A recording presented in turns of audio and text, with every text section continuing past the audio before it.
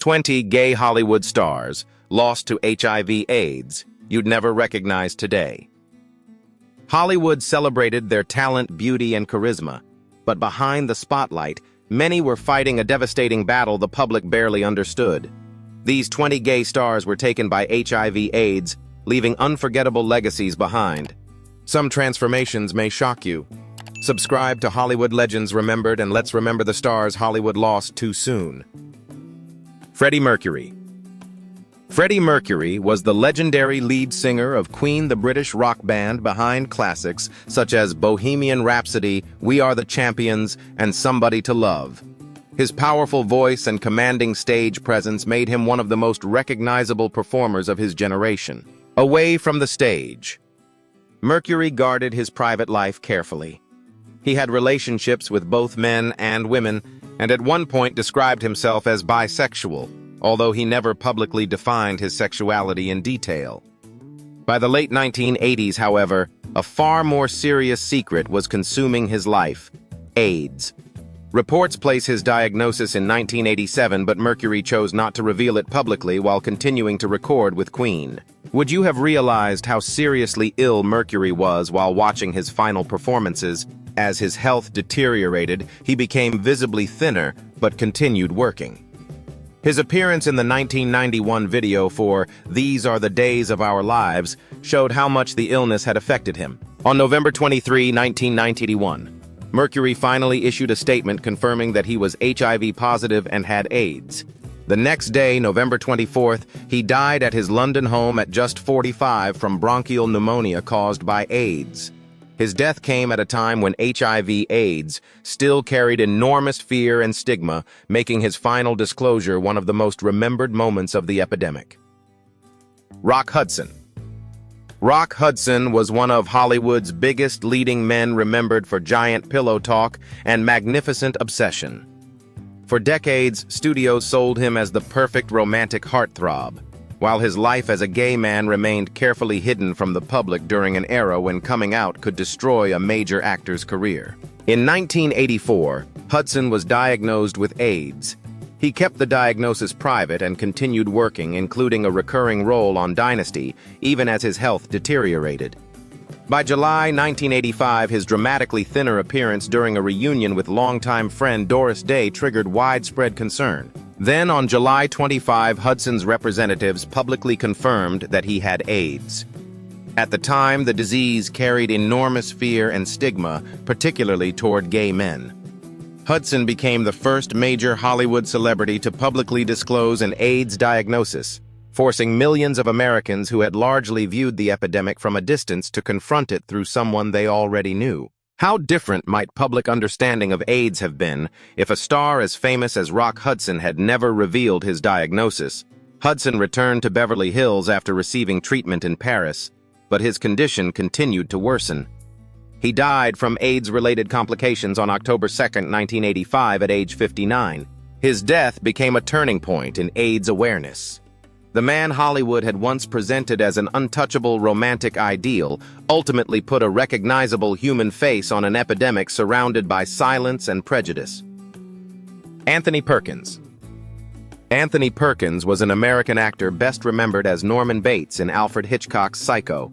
His nervous, unsettling performance made him a screen icon, but behind that fame was a private life shaped by an era when both homosexuality and HIV/AIDS carried enormous stigma.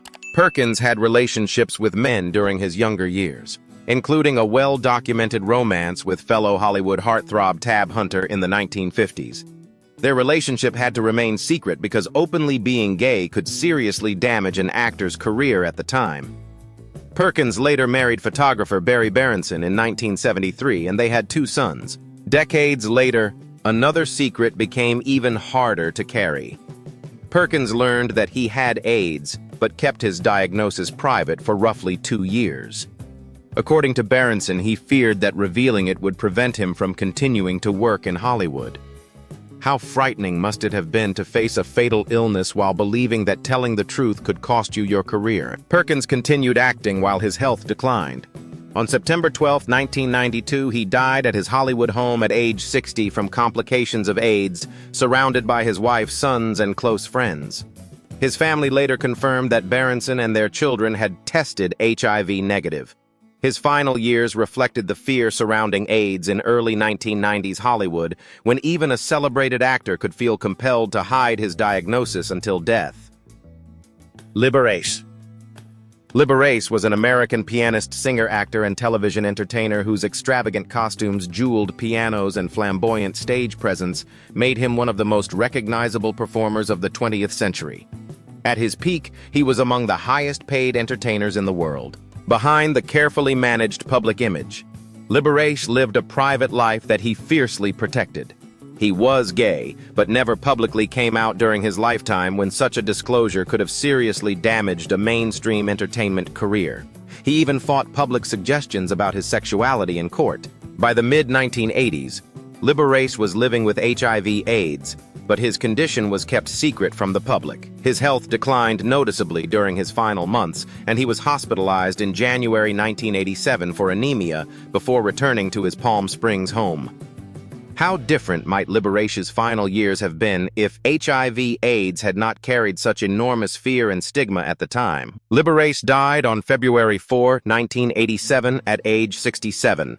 Initially, representatives attributed his death to other medical problems. Days later, however, Riverside County Coroner Raymond Carrillo announced that the entertainer had died from cytomegalovirus pneumonia caused by AIDS, contradicting the earlier explanation.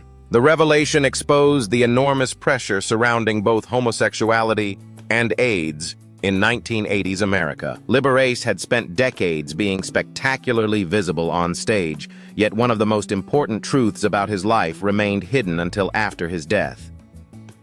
Rudolf Nureyev. Rudolf Nureyev was a Soviet-born ballet dancer and choreographer who became one of the most celebrated male dancers of the 20th century. After defecting to the West in Paris in 1961, he built an international career, formed a legendary partnership with Margot Fonteyn, and later directed the Paris Opera Ballet. His personal life included a long romantic relationship with Danish dancer Erik Brun.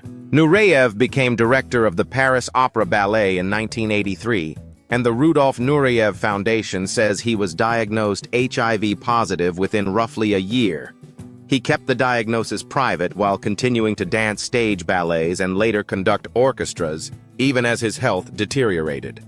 How many people in the audience realized that one of ballet's strongest-looking stars was performing while living with HIV? By 1992, the effects of his illness were increasingly visible. He continued working, but his strength was fading. His final bow at the Paris Opera came that October after the premiere of his production of La Bayadère. Nureyev died in Paris on January 6, 1993, at age 54. At the time, his doctor publicly described the cause as a cardiac complication following a serious illness and did not name AIDS. Later accounts from the Nureyev Foundation identify his death as resulting from AIDS-related complications. Eazy-E. Eazy-E-born Eric Wright was an American rapper, record executive, and founding member of NWA, the group that helped bring gangsta rap from Compton into mainstream American culture. His sudden death from AIDS-related illness in 1995 shocked the hip-hop world because almost no one knew he was seriously ill. In February 1995, Eazy-E was admitted to Cedars-Sinai Medical Center in Los Angeles after suffering from a severe cough. Doctors discovered that he had AIDS. On March 16th, he publicly announced the diagnosis through a statement acknowledging that the disease could affect anyone and urging others to protect themselves. How shocking would it be to learn that one of rap's toughest figures had only weeks left to live after the public first heard about his illness, just 10 days after announcing his diagnosis. Eazy-E died on March 26, 1995, at only 30 years old. His rapid decline stunned fans and fellow musicians. His death also challenged a widespread misconception of the era that HIV/AIDS affected only gay men. Contemporary coverage specifically noted that Eazy-E's diagnosis increased awareness of HIV risk among heterosexual men. For accuracy, however, Eazy-E does not properly fit the gay Hollywood star's part of this title. There is no reliable evidence that he identified as gay. His relevance to the list comes from his highly publicized AIDS-related death and its impact on HIV awareness. Pedro Zamora. Pedro Zamora was a Cuban-American AIDS educator and reality television personality who became nationally known through MTV's The Real World San Francisco in 1994. Openly gay and openly HIV positive, he gave millions of viewers a rare personal look at life with HIV during a period when fear and misinformation still surrounded the disease. Zamora learned that he was HIV positive at just 17. Instead of retreating from public life, he began speaking at schools, appeared in a CDC AIDS awareness campaign, and testified before Congress about the need for realistic HIV education, particularly for young gay men and communities of color. By the time he joined, the real-world activism was already central to his life. How many young viewers in 1994 had ever seen an openly gay man with HIV speak so directly about his health, relationships, and fears on television? The series also followed Zamora's relationship with Sean Sasser, including their televised commitment ceremony, an unusually visible portrayal of a same-sex relationship for American television at the time. But during filming, Zamora's health began deteriorating. He became seriously ill in 1994 and was eventually hospitalized in Miami. Pedro Zamora died from AIDS-related complications on November 11, 1994, at only 22. Just hours after The Real World San Francisco aired its final episode. His life was extraordinarily short, but his willingness to make HIV visible helped turn a television program into something far more consequential than entertainment. Howard Ashman. Howard Ashman was an American lyricist, playwright, and director whose words helped transform Disney animation. Working closely with composer Alan Menken, he shaped The Little Mermaid, Beauty and the Beast, and parts of Aladdin, while also creating the stage hit Little Shop of Horrors. Behind that extraordinary creative period, Ashman was facing HIV/AIDS. In early 1988, while working with Disney, he learned that he was HIV positive after developing an unusual infection. Ashman was gay and lived with his longtime partner, architect Bill Loach, in Beacon, New York. As his health declined, he refused to abandon Beauty and the Beast. Because traveling became difficult, Disney arranged a temporary workspace near his home so the creative team could bring the production to him. Even when illness prevented him from attending recording sessions, Ashman sometimes participated by telephone, continuing to guide lyrics, characters, and performances. Can you imagine helping create one of Disney's most joyful films while privately knowing your own time might be running out? Ashman died from complications of AIDS on March 14, 1991, at only 40 months before Beauty and the Beast reached theaters. The finished film was dedicated to his memory. A year later, Beauty and the Beast earned Ashman a posthumous Academy Award accepted by Bill Loach. His life was short, but his work became inseparable from Disney's creative revival. Denholm Elliott. Denholm Elliott was a distinguished British character actor whose career stretched across stage, television, and more than 70 films. American audiences knew him from Raiders of the Lost Ark, Indiana Jones and the Last Crusade, Trading Places, and A Room with a View, which earned him an Academy Award nomination. Privately, Elliott was bisexual rather than exclusively gay, and his marriage to actress Susan Robinson was described as open. In 1987, Elliott was diagnosed HIV positive. He kept the diagnosis largely private and continued working at an extraordinary pace, appearing in projects including Maurice September, Bangkok Hilton, and another Indiana Jones film. For audiences, there was little indication that he was living with a serious illness. How many people watching Elliott on screen in those final years would have guessed what he was quietly facing? By 1992, his health had deteriorated significantly. Elliott had developed tuberculosis related to AIDS, and he returned to Ibiza, Spain, where he had a home. On October 6, 1992, he died there at age 70 with his wife and children nearby. His agent publicly confirmed that the tuberculosis was AIDS-related. Elliott's death came during a period when HIV/AIDS still carried intense stigma, particularly for performers whose private lives had never been openly discussed. His story therefore reflects not only the devastation of the epidemic, but also how much fear and secrecy surrounded an HIV diagnosis in the entertainment world of that era. Dack Rambo.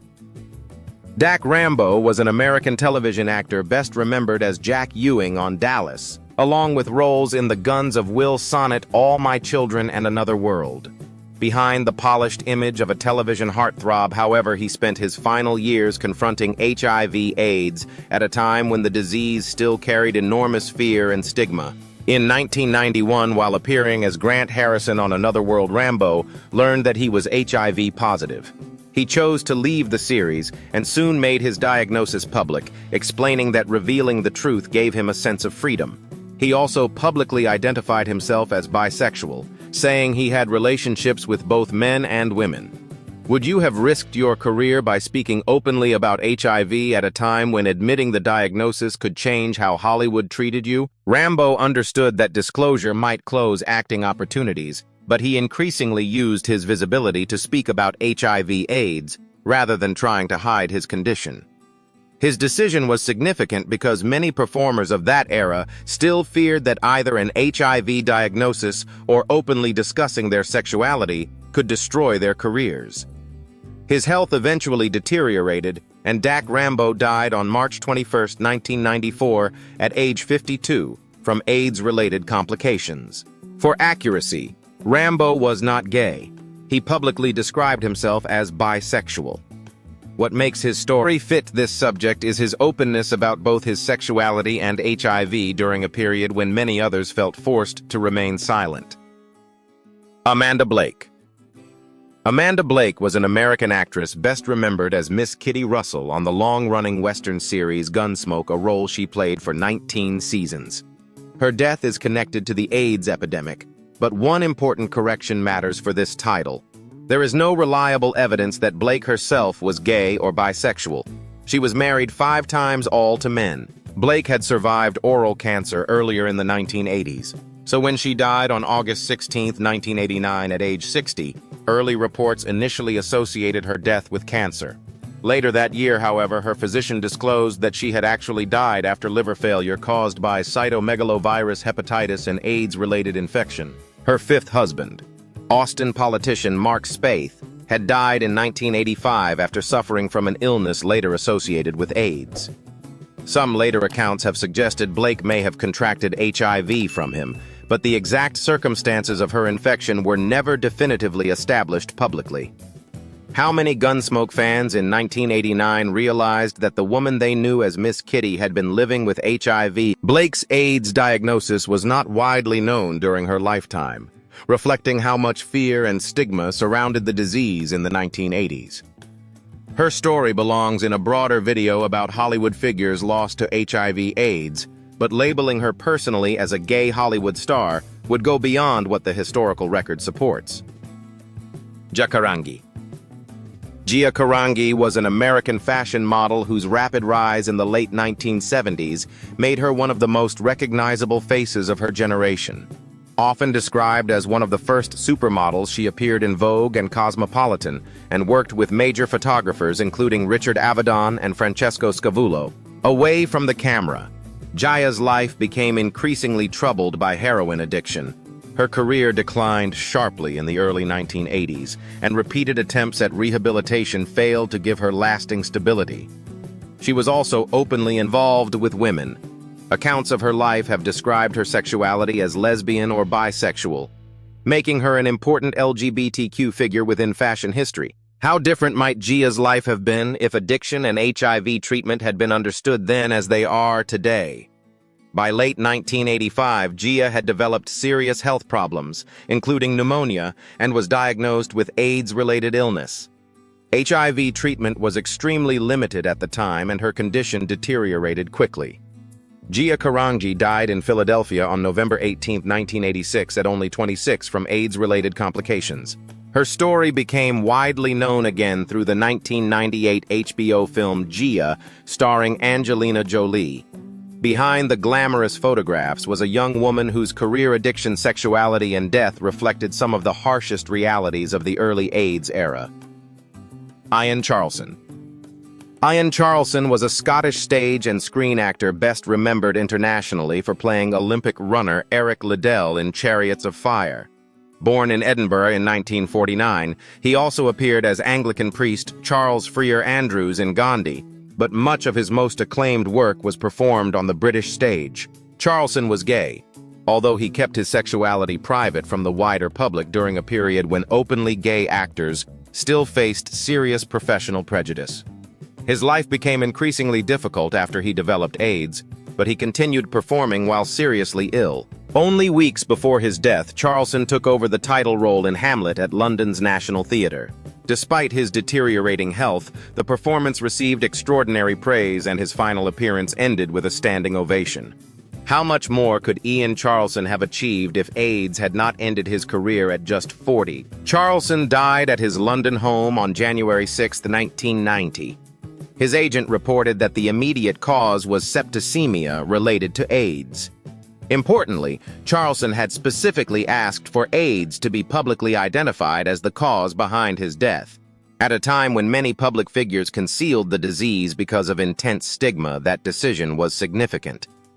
Ian McKellen praised him for making the truth public and offering support to others living with HIV and AIDS. Klaus Nomi. Klaus Nomi was a German-born singer and performance artist whose extraordinary countertenor voice, geometric costumes, and ghostly makeup made him one of the most unusual figures in New York's late 1970s underground scene. His profile rose dramatically after he performed as a backing singer for David Bowie on Saturday Night Live in 1979. Nomi was closely connected to New York's gay and queer nightlife, where his theatrical mixture of opera, electronic music, and performance art found an audience. He eventually signed with RCA and released 2 albums, Klaus Nomi and Simple Man. Then his health began deteriorating rapidly. By 1983, Nomi was seriously ill with AIDS at a time when doctors were still struggling to understand the disease and public fear surrounding it was enormous. Friends later recalled how frightening and isolating those early years of the epidemic could be. What must it have felt like to face a disease that even the people around you barely understood? Nomi died in New York on August 6, 1983, at only 39 from complications of AIDS. He became one of the earliest well-known figures from the arts community to die during the epidemic. His career had been remarkably brief, but his image never disappeared. The strange voice, stark makeup, and futuristic costumes that once made Nomi seem almost alien now preserve him as a distinctive figure from both New York's avant-garde culture and the earliest years of the AIDS crisis. Wade Dominguez. Wade Dominguez was an American actor and model best remembered as Emilio Ramirez, the troubled but intelligent student, opposite Michelle Pfeiffer in Dangerous Minds. Born in Santa Clara County, California, in 1966. Dominguez worked in Los Angeles as a dancer and model before studying acting and beginning a film career in the early 1990s. Dangerous Minds became his breakthrough in 1995. Emilio was one of the film's most important students, a teenager caught between his ability to succeed and the violence surrounding him. Dominguez gave the character a guarded intensity that made Emilio's fate one of the movie's most painful moments. How much further could his career have gone if his life had not ended at only 32? After Dangerous Minds, Dominguez appeared as Jorge Montana in City of Industry and Bobby Medina in Shadow of Doubt.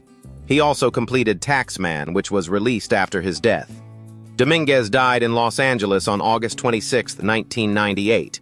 He was just 32. Biographical records list the cause as respiratory failure related to AIDS. His screen career lasted only a few years, leaving audiences with little opportunity to see how he might have developed as an actor. Dangerous Minds, therefore, remains the performance most closely tied to his name. Kevin Peter Hall. Kevin Peter Hall was an American actor, best remembered as the towering performer inside the Predator costume in Predator and Predator 2. Standing 7 feet 2 inches tall, he also gave surprising warmth to the title character in Harry and the Hendersons, showing that his career involved far more than simply playing frightening creatures. Hall's personal life changed dramatically near the end of his career. He had met actress Elena Reed while appearing on the sitcom 227, and the two married in 1988. While still working on television, Hall was involved in a serious automobile accident. During surgery for his injuries, he received a blood transfusion contaminated with HIV. How devastating must it have been to contract a life-threatening virus through medical treatment that was supposed to save him? Paul eventually made his HIV status known while continuing to work on Harry and the Hendersons. His illness progressed quickly during a period when effective combination HIV treatments were not yet available. Kevin Peter Hall died in Los Angeles on April 10, 1991, at only 35 years old from AIDS-related pneumonia. He was less than a month away from his 36th birthday. His face was often hidden beneath elaborate makeup and costumes, but Hall's physical performance helped create two unforgettable screen characters. His death also reflected another reality of the AIDS crisis. HIV did not affect only one community or one path of transmission. Paul Shenar. Paul Shenar was an American actor and stage performer, best remembered as the cold, calculating drug lord Alejandro Sosa in Brian De Palma's Scarface.